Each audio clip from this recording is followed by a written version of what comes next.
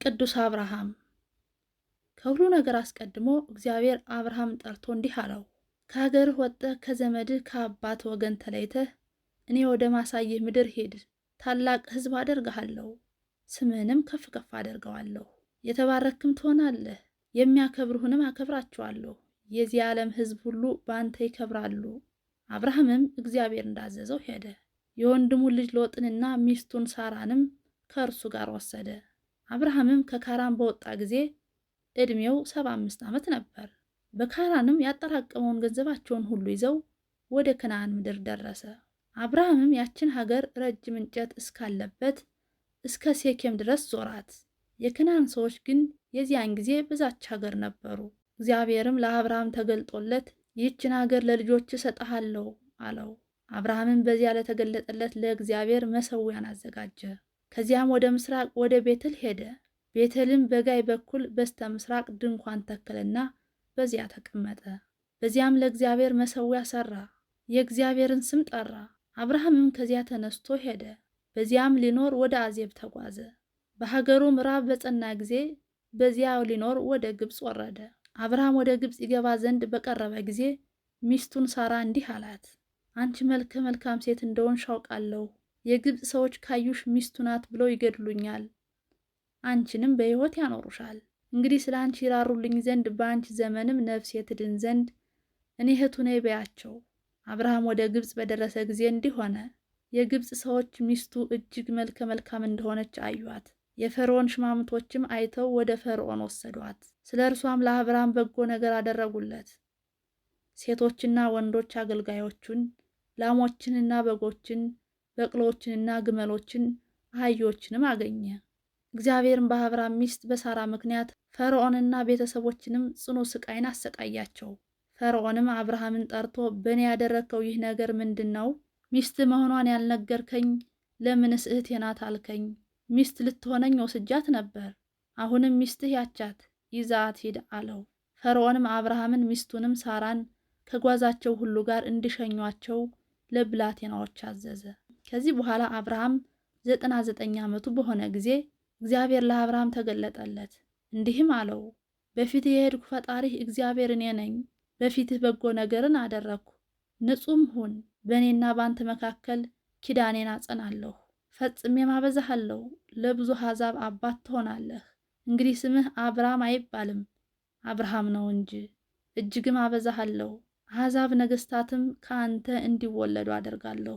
አብርሃም በቀትር ጊዜ በድንኳን ደጃፍ ተቀምጦ ሳለ እግዚአብሔር በወይራ ዛፍ አጠገብ ተገለጠለት። ዓይኖቹን አቅንቶ በተመለከተ ጊዜ እነሆ 3 ሰዎች በፊቱ ቁመው ነበር። አይቶም ከድንኳኑ በር ሊቀበላቸው ሮጠ፣ በምድር ላይም ሰገደ። እንዲህ አለ፣ አቤቱ በፊትህ ባለሟልነት አግኝቼ ከሆነ ባሪያህን አትለፈው። ውሃ ምጠን እግራችሁን እንጠባችሁ፣ ከጥላውም እረፉ።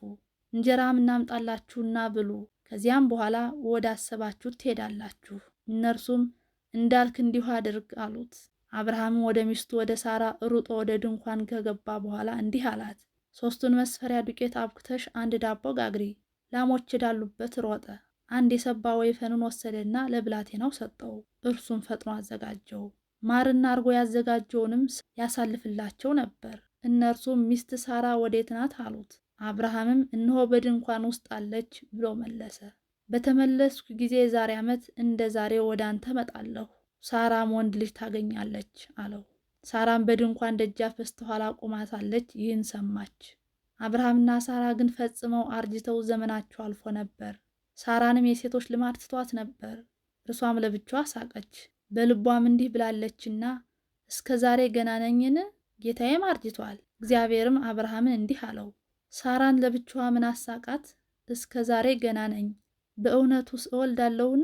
ጌታዬም አርጅቷል፣ እኔም እንሆ አርጅቻለሁ አለች። በውኑ እግዚአብሔር የሚሳነው ነገር አለን? በቀጠርኩህ ዓመት ወደ አንተ በተመለስኩ ጊዜ ሳራ በ7ኛ ወሯ ልጅ ታገኛለች። የዚህም አባት ተጋድሎ ትሩፋቱ፣ ርኅራሄው፣ ጽድቁም ብዙ ነው። ሁልጊዜ እንግዳ ካላገኘ በቀርና በማዕዱ አብሮ ካልተቀመጠ አይበላም ነበር። ስለዚህም ልዩ 3 አካላት በማዕዱ እንደሚቀመጡ የተገባው ሆነ። አብርሃምም ከዚያ ተነስቶ ወደ አዜብ ምድር ሄደ። በሶሬና በቃዴስ መካከል ኖረ፣ በጌራራም ተቀመጠ። አቤሜሌክ ልኮ ሳራን ወሰዳት። አብርሃምም ሚስቱ ሳራን እህቴ ናት አላቸው። በዚያች ሌሊት አቤሜሌክ ተኝቶ ሳለ እግዚአብሔር ወደ አቤሜሌክ ገባ። በሕልምም እንዲህ አለው፣ እርሷ የጎልማሳው ሚስት ናትና ስለዚህ ስለወሰድካት ሴት እነሆ አንተ ትሞታለህ። አቤሜሌክ ግን አልነካትም ነበር። አቤሜሌክም እንዲህ አለ፣ በእውኑ ያላወቀ ሰው ታጠፋለህን? እርሱ እህቴ ናት አለኝ፣ እርሷ ደግሞ ወንድሜ ነው አለችኝ። ይህንንም ሥራ በንጹሕ ልቤ በንጹሕ እጅ አደረግኩት። እግዚአብሔርም በሕልም እንዲህ አለው፣ እኔ በየዋህነት እንዳደረግከው አውቄአለሁና እራራውልህ፣ ኃጢአትም እንዳትሰራ ጠበቅኩህ። ስለዚህም እንድትቀርባት አልተውኩም። አሁንም ለዚያ ሰው ሚስቱን መልስለት፣ ነቢይ ነውና ስለ አንተ ይጸልይልህ፣ አንተም ትድናለህ። ባትመልስለት ግን አንተ ሞትን ትሞታለህ። ያንተ የሆነው ሁሉ እንደሚጠፋ እወቅ። አቤሜሌክም አብርሃምን ጠርቶ ይህ በእኔና በመንግስቴ ላይ ያደረግከው ምንድን ነው? ማንም የማይሰራው ታላቅ ኃጢአት ነው አለው። ይህንንስ ያደረግክ ምን አይተህ ነው አለው። አብርሃምም እንዲህ አለ፣ ምናልባት በዚህ ቦታ እግዚአብሔርን መፍራት የለምና ስለ ሚስቴ ይገድሉኛል ብዬ ነው አለ። ዳግመኛም በእውነት ከእናቴ ያይደለች ከአባቴ ወገን የሆነች እህቴ ናት፣ ሚስትም ሆነችኝ። እግዚአብሔርም ከአባቴ ቤት ባወጣኝ ጊዜ ይህንን በጎ ሥራ አድርጊልኝ፣ በገባንበትም ቦታ ሁሉ ወንድሜ ነው በያልኳት። አቤሜሌክም ሽምዝምዝ ብርን፣ ሴቶችና ወንዶችን አገልጋዮችን፣ ላሞችና በጎችንም ለአብርሃም ሰጠው። ሚስቱን ሳራንም መለሰለት። አብርሃም ወደ እግዚአብሔር ለመነ። እግዚአብሔርም አቤሜሌክን ፈወሰው፣ ልጆችንም ሁሉ ወለዱ። ስለ አብርሃም ሚስት ስለ ሳራ እግዚአብሔር ማኅፀኗን ሁሉ በአፋ ውስጥ ዘግቶ ነበርና።